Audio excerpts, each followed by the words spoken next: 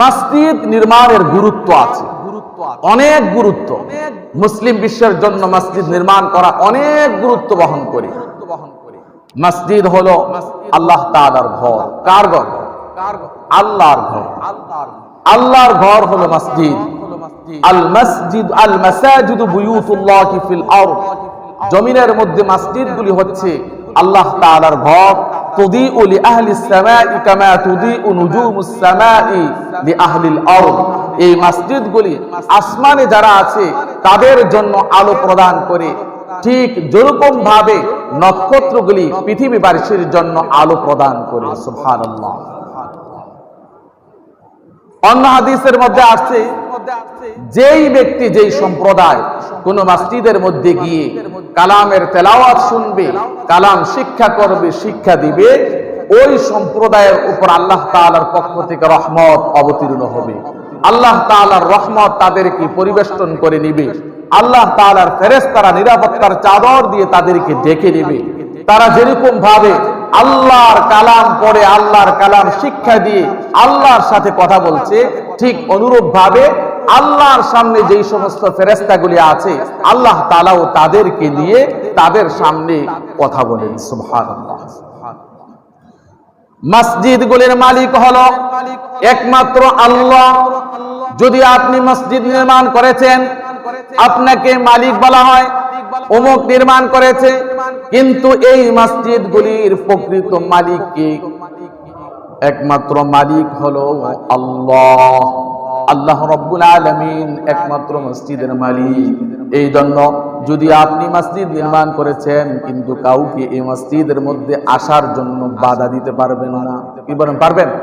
পারবেন না, কারণ এটা ঘর তো কার? আল্লাহর। এটা ঘর আল্লাহর, আপনি নির্মাণ করেছেন, আপনি এর মালিক নয়। এই ঘরের মালিক হলো একমাত্র আল্লাহ। এই জন্য আপনি যদিও নির্মাণ করেছেন, আপনি কাউকে এই মসজিদের মধ্যে আসতে বাধা প্রদান করতে পারবেন। আল্লাহ তাআলা কুরআনুল কারীমের মধ্যে বলেন, ওয়ামান আযলামু মিম্মান মানাআ মাসাজিদাল্লাহি আন ইউযকারা ফীহা ইসমুহু ওয়া সাআ ফী খরাবিহা। ওই ব্যক্তির চেয়ে জালেম কে হতে পারে যেই ব্যক্তি আল্লাহর ঘরের মধ্যে মানুষ আল্লাহর নাম স্মরণ করুক, এতে বাধা প্রদান করে মসজিদগুলিকে বিরান বানানোর জন্য, মুসল্লিহীন বানানোর জন্য চেষ্টা করে। এই ব্যক্তি হলো পৃথিবীর মধ্যে সবচাইতে বড় জালেম। আল্লাহ তাআলা ঘোষণা করেছে ওই ব্যক্তি হলো সবচাইতে বড় জালেম, যেই ব্যক্তি মসজিদের মধ্যে মুসল্লি আসতে সুযোগ দেয়। এই জন্য এই ঘর আপনার নয়, এই ঘর আপনি সবার জন্য উন্মুক্ত করে রাখতে হবে। এখানে মানুষ আসতে বাধা প্রদান করা যাবে না। ওয়া আন্নাল মাসাজিদা লিল্লাহি ফালা তাদউ মা'আল্লাহি আহাদা। আল্লাহর পৃথিবীতে যত মসজিদ আছে সবগুলি হচ্ছে আল্লাহ তাআলা। আল্লাহ তাআলা এগুলির মালিক।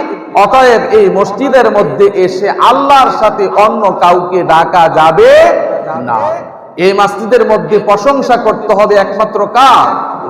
আল্লাহর প্রশংসা করতে হবে, একমাত্র ইবাদত করতে হবে আল্লাহ। এখানে এসে অন্য কারো প্রশংসা, অন্য কারো ইবাদত বন্দেগী করা যাবে না। মসজিদ হলো পৃথিবীর মধ্যে সর্বশ্রেষ্ঠ স্থান, উত্তম স্থান। আল্লাহর নবী বলেছেন, আহাব্বুল বিলাদি ইলাল্লাহি মাসাজিদুহা। এই পৃথিবীর মধ্যে আল্লাহর কাছে সবচেয়ে সম্মানিত স্থান, সবচেয়ে প্রিয় স্থান হলো পৃথিবীর মসজিদগুলি। আর এই পৃথিবীর মধ্যে সর্বনিকৃষ্ট, আল্লাহর কাছে সর্বনিকৃষ্ট স্থান হলো পৃথিবীর বাজারগুলি, পৃথিবীর মার্কেটগুলি।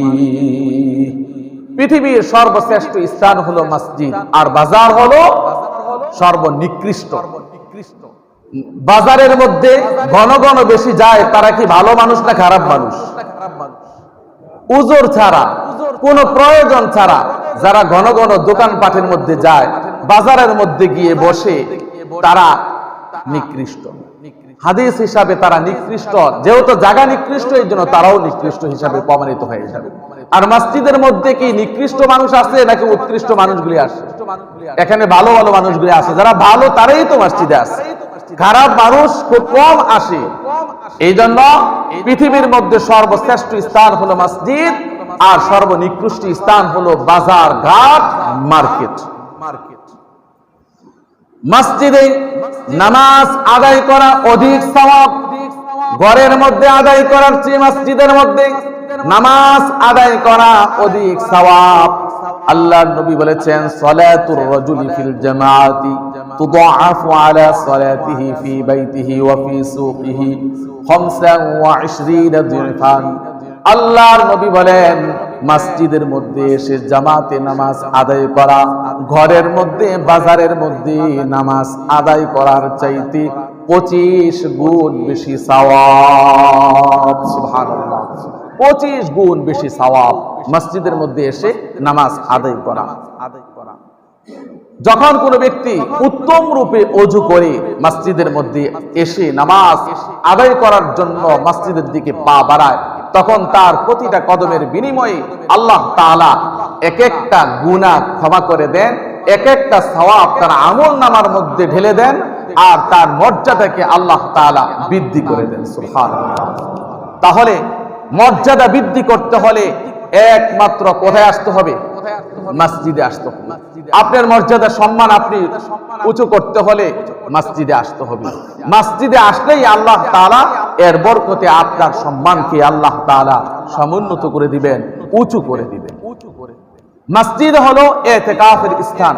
পৃথিবীর কোথাও ইতিকাফ করা জায়েজ নেই, একমাত্র জায়েজ স্থান হলো মসজিদ। মাদ্রাসার মধ্যেও ইতিকাফ করতে পারবেন না, ইতিকাফ করতে হবে একমাত্র কোথায়?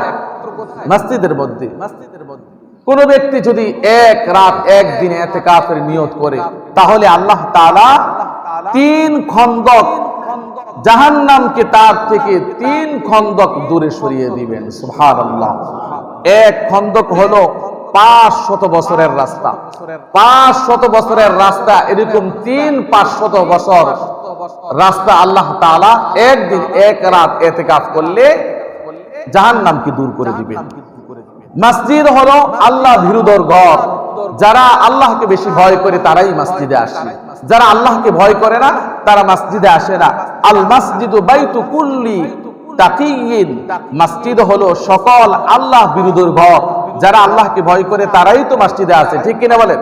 তারাই একমাত্র মসজিদের মধ্যে আসে।